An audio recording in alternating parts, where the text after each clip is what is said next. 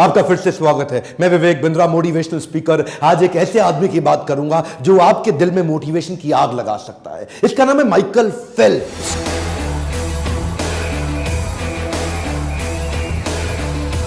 शायद आपने ज्यादा ना सुना हो, पर आपको इतना बता दूं कि पृथ्वी के इतिहास में किसी भी गेम में, किसी भी साल में, किसी भी देश में, किसी भी प्रकार से इससे ज्यादा मेडल दुनिया में ना कोई जीत सका और आसानी से जीत भी नहीं पाएगा। 7 साल की छोटी उम्र से स्विमिंग सीखना शुरू किया, इतना फोकस, इतना एब्जॉर्ब कि 10 साल की उम्र तक नेशनल रिकॉर्ड तोड़ दिए। 12 साल की उम्र में अपनी कैटेगरी के अगले नेशनल रिकॉर्ड तोड़ दिए। 15 साल की उम्र में स्कूल में रहते रहते पहला बच्चा बना अमेरिका के अंदर जो ओलंपिक्स तक पहुंच गया। उसके बाद जब तक ये स्कूल में था ना, तब तक अभी लाइसेंस नहीं मिला इसको ड्राइविंग का, लेकिन दुनिया के सारे रिकॉर्ड तोड़ दिए। और जब तक कॉलेज की उम्र में आया, अपने रिकॉर्ड पिछले फिर से तोड़ दिए। देखते ही देखते इस लड़के ने 4 ओलंपिक्स में 28 मेडल जीते।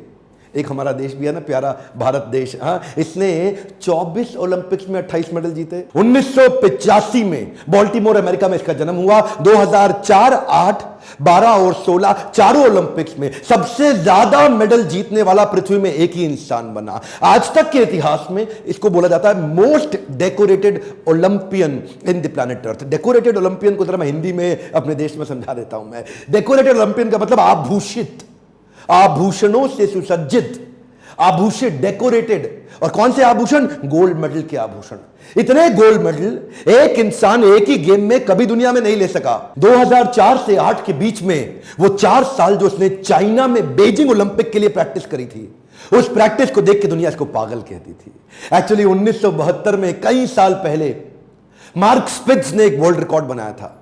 स्विमिंग के अंदर एक ही बार में 7 गोल्ड मेडल जीत गया था। स्विमिंग, हर प्रकार के स्विमिंग के फॉर्मेट में 7 गोल्ड मेडल एक साल में, एक ओलंपिक में एक आदमी के द्वारा जीते जाना। उसके बाद वो सबने मान लिया कि अब इस रिकॉर्ड को कभी नहीं तोड़ा जा सकता, लेकिन इसने अनाउंस कर दिया मैं तोड़ूंगा। और वो उसके लिए मार्क स्पिट्ज 4 साल तक 8 घंटा रोज ट्रेनिंग करते थे, ये 4 साल तक 12 घंटा रोज ट्रेनिंग करते थे। 100 किलोमीटर हर हफ्ते, 15 किलोमीटर पर डे, और 100 मीटर 50 सेकंड के अंदर कर लेना। छोटी उम्र से ही बाउंड्री लेस थिंकिंग, ढक्कन तो था नहीं सर पे, इतना बाउंड्री लेस थिंकिंग कि सारे रिकॉर्ड्स ढूंढता था।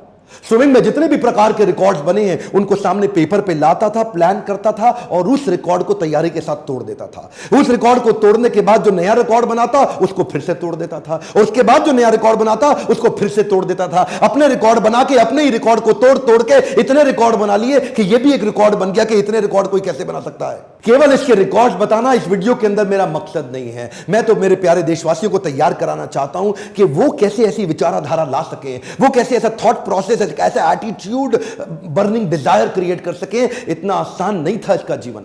जो उसका बचपन था बहुत संघर्षपूर्ण बीता। 9 साल की उम्र में यह माता पिता से इतना प्रेम करता था, पर उनके झगड़ों को रोज देखता था। इतने झगड़े थे इनके माता पिता में, डिवोर्स हो गया आपस में। दोनों को साथ देखना चाहता था, लेकिन पिता ने जो इनको अबैंडन किया और पिता ने जो इनको अवॉइडेंस दिया जीवन में, उससे ये रोते थे अकेले बैठ के। लेकिन उस रोते वक्त, उस समय उन तकलीफों में शरण ली इन्होंने स्विमिंग पूल की। तभी क्या कहते थे, मेरी जिंदगी में जितनी तकलीफें हैं इसको ये स्विमिंग पूल दूर कर। अपने आप को झोंक दिया पूल के अंदर, बस अब कुछ नहीं, अब मैं केवल स्विमिंग करूंगा। और देखिए उसी समय इनको कई बीमारियों से गुजरना पड़ा। एडीडी, इसको बोलते हैं अटेंशन डेफिसिट डिसऑर्डर। ये वो एक बीमारी है जिसके कारण एक बच्चे का ना अटेंशन स्पैन खत्म हो जाता है, एक फोकस खत्म हो जाता है। वो बड़े कठिन दौर से गुजरता है, ना पढ़ पाता है, ना खेल पाता है, ना किसी से बात कर पाता है। लेकिन वहीं पे इनको उनके कोच और इनकी मां दोनों के प्रेम ने इनको सपोर्ट क्रिएट करके दिया। मां ने इनका उत्साह बढ़ाया और इनके कोच ने इनको बोला कि बेटा तेरे पास वो ताकत है, वो दम है कि तू दुनिया के रिकॉर्ड तोड़ेगा। जब जब इसकी जिंदगी में प्रॉब्लम्स और डिस्ट्रैक्शंस आई, ये पर्पस और पैशन बिल्ड कर देते थे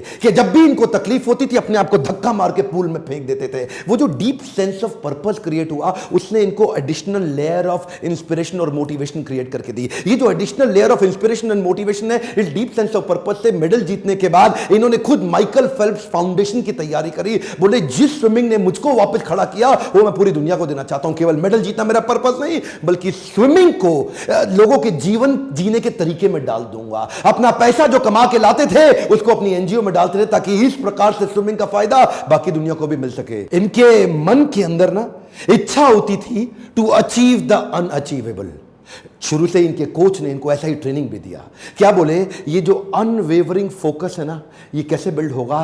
कान के अंदर हेलमेट में ईयरफोन लगा के सामने गॉगल्स पे न लेफ्ट देखना है न राइट देखना है, अपनी लेन के अंदर अनवेवरिंग फोकस, ना इधर ना इधर, सामने इनके। अच्छा, तब इन्होंने अनाउंस कर दिया कि मैं मार्क स्पिट्ज का रिकॉर्ड तोड़ूं। इसके कॉम्पिटिटर इयान थॉर्प ने इसका बहुत मजाक उड़ाया एक्चुअली, क्योंकि एक साल के अंदर 7 गोल्ड मेडल से ज्यादा एक ही बार में जीत जाना ये वास्तव में चुनौतीपूर्ण तो था, लगता था असंभव है, और मजाक भी इनका बहुत उड़ाया। लेकिन इन्होंने क्या किया, The negative annotation by competition will become his motivation। ये क्या कहते थे, तुम मेरी जितनी बेइज्जती कर रहे हो वो मुझे फ्यूल अप कर रहा है, वो मेरे लिए पेट्रोल की तरह, एक फ्यूल की तरह काम कर रहा है मेरी एनर्जी को बढ़ाने के लिए। ये अपने आप को ना ऑटो सजेशन देते थे, आत्म सुझाव, let's get ready for unachievable, come on come on come on, let's get ready. ये हर बार अपने आप को सुझाव देते थे, पॉजिटिव इंस्ट्रक्शन के, अनवेवरिंग माइंडसेट, हाँ let's get ready, come on come on come on come on, जोर से अपने आप को बोलते थे लेट्स गेट रेडी। 2004 में 6 मेडल तो जीत गया था, पर ये जो 8 मेडल का अनाउंसमेंट कर दिया ना इसने कि 2008 में मैं 8 मेडल नहीं 8 गोल्ड मेडल जीतूंगा, वो जो है ना वो बड़ा मजाक उसका बहुत बना कि ये अपने आप को पता नहीं भगवान समझ बैठा है। लोग जब जब इसका मजाक उड़ाते ये और चुप हो जाता और शांत हो जाता, और उसको लेके अपने लॉकर में, अपने घर के सामने, अपने शीशे पे, अपने बाथरूम में, अपने बेडरूम में, हर जगह चिपका देता। इसने उसको 8 गोल्ड मेडल को घोट के पी गया अपने अंदर कि ये तो मुझे जीतना है। इसने अपने लिए बड़े ही self punishing, harsh, difficult, tough routine और प्रोसेस प्रैक्टिस के लिए तैयार कर ली है। लेकिन अचानक एक दुर्घटना हो गई, इसका दायां हाथ फ्रैक्चर हो गया जिसमें हड्डी अलग अलग हो गई आपस में। मना कर दिया डॉक्टर ने, बोला बीजिंग ओलंपिक्स में तू पार्टिसिपेट नहीं कर सकता, खत्म हो गया तेरा हाथ, तू हाथों का इस्तेमाल अब स्विमिंग में नहीं कर सकता। इसका तो दिमाग हिला हुआ था, बोला मैं अनाउंस कर चुका हूं, मेरे को तो बीजिंग ओलंपिक जीतना ही जीतना, और जीतना नहीं है 8 मेडल नहीं 8 गोल्ड मेडल चाहिए। लेकिन वो जो हाथ टूट गया, सबने बोला पागल है क्या, अगली बार अगले ओलंपिक्स में कर ले, जिंदा रहेगा तो करेगा ना। अच्छा, सोल्यूशन और पॉसिबिलिटीज पे इतना फोकस करता कि मन ही मन इसको एक आइडिया आया। ये डॉक्टर्स को और भगवान को धन्यवाद किया, बोला अच्छा हुआ मेरा हाथ टूट गया, अब मैं अलग प्रकार की प्रैक्टिस करूंगा, 1 साल तक केवल पांव से स्विमिंग करूंगा, वो प्रैक्टिस अपने पांव को चलाने की स्पीड पे कर डालूंगा जो कोई और नहीं कर पाता। क्यों? क्योंकि उसके साथ में हाथ भी चलता है। इसने अपने पांव से स्विमिंग कर करके इतनी एक्स्ट्रा मजबूती ला दी कि जब तक इसका हाथ रिकवर हुआ इसकी स्पीड को कोई मैच ही ना कर पाए, और वो हाथ टूटने के बावजूद बीजिंग ओलंपिक्स में ये उतरा, एक के बाद एक ये रेस जीता चला गया, हर एक में गोल्ड मेडल मिलता चला गया। और इसी के बाद आया 200 मीटर का बटरफ्लाई। ये जब 200 मीटर के बटरफ्लाई में भाई साहब कूदे तो इनका जो गॉगल्स था वो क्रैक कर गया, और जो गॉगल्स क्रैक हुआ ना, रेस चालू हो चुकी है, अब रुकने की कोई संभावना नहीं है। लेकिन गॉगल्स में पानी घुसने लगा, वो पानी घुसने से इसको डिस्टर्बेंस हो रही थी, पर ये रुका नहीं, बाहर से देख के किसी को पता नहीं लगा, ये पूरी तेजी से चलता रहा। क्यों? उसकी पुरानी हैबिट और उसकी प्रैक्टिस, उसकी स्पीड उसको काम आ रही थी। इसने गिने हुए थे कि हर 20वें हाथ पे मेरी एक ब्रेथ पार होगी, हर 20वें हाथ में मेरी दूसरी ब्रेथ पार होगी, और फिर 20वें हाथ में मेरी तीसरी ब्रेथ पार होगी। वो कैलकुलेटेड टाइम और उस फोकस के साथ 100 मीटर के बाद अंधा हो चुका था। ये कुछ नहीं दिख रहा था, लेकिन अब किसी बहाने का टाइम नहीं। एक भी मेडल में सिल्वर या ब्रोंज आया तो 8 का रिकॉर्ड खराब हो जाएगा। ये हाथ पे हाथ मारता चला गया, और आखिरी 20वें हाथ पे जब फर्श छुआ, गर्दन उठाई और ऊपर क्या देखता है, ऊपर लिखा है WR। क्या? WR का मतलब है वर्ल्ड रिकॉर्ड। इसकी आंख में जो आंसू आया वो दुनिया ने देखा, क्योंकि ये अंधा हो चुका था, कुछ उसको दुख नहीं रहा था। और तब WR के साथ इसने 8वां गोल्ड मेडल लेकर के उस सारी चुनौतियों को prove them wrong. Come on, क्या प्रूव देम रॉन्ग। अपनी सफलताओं के चलते अब तक ये दुनिया के 5वें सबसे अमीर खिलाड़ी बन चुके थे। कई नए दोस्त आए, नए रिश्ते बने, और जो प्रेम का पुराना खोखलापन था वो पैसे से, सफलता और रिस्पेक्ट से भर नहीं जाता। शायद उसी के चलते ये उसी प्रेम और संतुष्टि की तलाश में कुछ गलत आदतों में पड़ गए, और जिसी के चलते इनको कुछ ही समय के अंदर DUI, जिसको बोलते हैं driving under the influence of intoxication, उसके चलते इनको 2 बार जेल में भी डाला गया, रिक्रिएशनल ड्रग्स के साथ पकड़ा गया, पार्टी के स्मोकिंग लॉट में इनको पकड़ा गया कई बार। ये तो वो चीजें हैं जो पूरी तरह से मीडिया कवरेज में भी आई, जेल तक इनको जाना पड़ा, इनको बैन भी लगा टेम्पररी स्विमिंग के लिए। वो सारी तकलीफों ने इनको पूरी तरह झकझोर दिया। लोगों ने इनसे पूछा कि इतनी सफलता के बाद ये फेलियर देख के कैसा लग रहा है? बोले कैसा लग रहा है? कुछ नहीं लग रहा, हो गया फेलियर, कोई बात नहीं, हो गया, इंसान हूं, मुझसे भी गलती हो सकती है, हो गया, लेकिन अब नहीं करूंगा।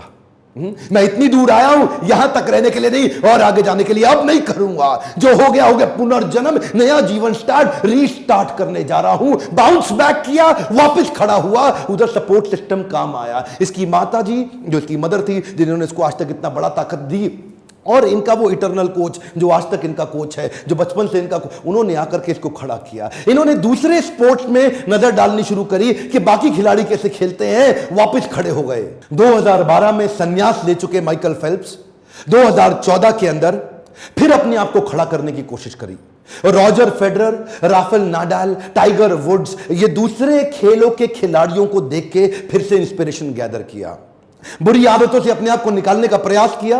कृष्ण कहते हैं गीता के अंदर, भोग ऐश्वर्य प्रसक्ता नाम तया फृत चेतसाम व्यवसायत्मिका बुद्धि समाधो न विधीयते। जो आदमी भोग और ऐश्वर्य, भोग ऐश्वर्य प्रसक्ता नाम, भोगा इंजॉयमेंट और ऐश्वर्य मतलब पैसा, धन, धनाढ्य, जो भी आदमी भोग ऐश्वर्य प्रसक्ता नाम इन दोनों में अटैच होता चला जाएगा, उसके साथ क्या होगा, व्यवसायत्मिका बुद्धि, उसकी फोकस्ड इंटेलिजेंस, समाधो न विधीयते, वो समाधि में प्रवेश कर ही नहीं सकता। समाधि का मतलब क्या हुआ, अनवेवरिंग इंटेलिजेंस, वही इंटेलिजेंस जिसने इसको 2008 और 12 में सफलता दिलाई, वो इंटेलिजेंस गायब होती हुई दिखाई पड़ी। क्यों, भोग ऐश्वर्य प्रसक्ता नाम, दुनिया के 5वें सबसे अमीर खिलाड़ी बन चुके थे। भोगा और ऐश्वर्य ये आपको गोल से हमेशा दूर कर देगा। आपके लिए लेसन है, कम ऑन, आपसे बात कर रहा हूं, ध्यान दीजिए। भोग ऐश्वर्य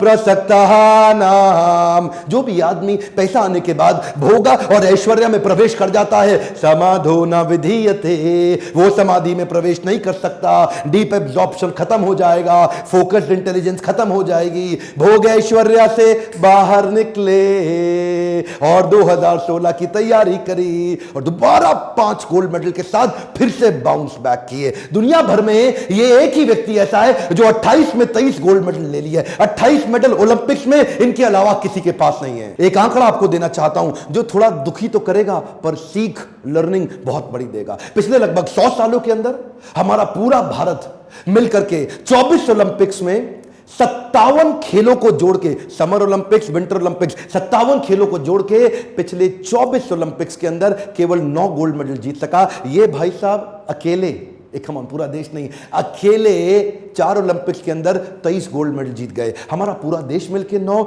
ये अकेला 23 गोल्ड मेडल। इसमें और हमारे में एक कॉमन चीज है, वो क्या है, हमारे भी टोटल 28 मेडल हैं, इसके भी टोटल 28 मेडल हैं, लेकिन इसके 28 मेडल में 23 गोल्ड हैं और हमारे 28 मेडल में केवल 9 गोल्ड हैं। ये पूरा देश मिलके इसकी एक आदमी की बराबरी नहीं कर पा रहा। आपको एक माइकल फेल्प्स का सारांश में मैसेज दे दूं, सैटरडे हो या संडे, हॉलीडे हो या बर्थडे, क्रिसमस डे हो या एनी डे, साल में 365 दिन और लीप ईयर में 366 दिन, 12 घंटे का ट्रेनिंग रोज करना है।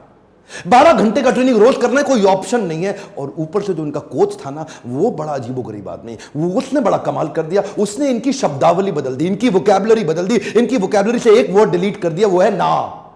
नो वर्ड, ना वर्ड डिलीट ही कर दिया। बोला ये नहीं हो सकता, वो नहीं हो सकता, कुछ नहीं, ये हो सकता है, वो हो सकता है, सब कुछ। 365 दिन लगातार कंसिस्टेंट ट्रेनिंग, इसको बोलते हैं एक्सट्रीम डिसिप्लिन। 100 जगह पे 1 फुट गड्ढा खोदने से पानी नहीं मिलता, एक जगह पे 100 फुट गड्ढा खोदने से पानी निश्चित रूप से मिल जाता है। यही डिसिप्लिन हमारे देश को बिल्ड कराना है। इस वीडियो को एक रिक्वेस्ट कर रहा हूं, थोड़ा सा तो आपको भी करना पड़ेगा, उठा के आग की तरह फैला दो हर एक स्टूडेंट को, स्पोर्ट्समैन को और स्पोर्ट्स मिनिस्टर तक, और उस बच्चे को पहुंचा दो इस वीडियो जो आग लगा सके। अगली बार ओलंपिक्स में अगर यह वीडियो थोड़ा भी मदद कर सके तो देश का भविष्य बदलने में मेरा साथ दीजिएगा।